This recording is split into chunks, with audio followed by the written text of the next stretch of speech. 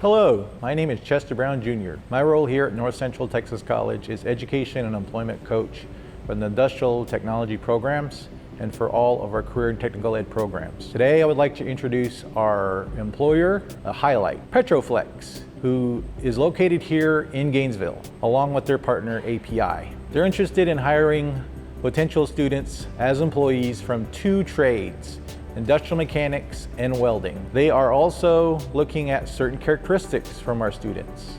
A good work ethic, show up on time, ready to work, get along with others, ask questions, and safety. Do not hurt yourself or anyone else.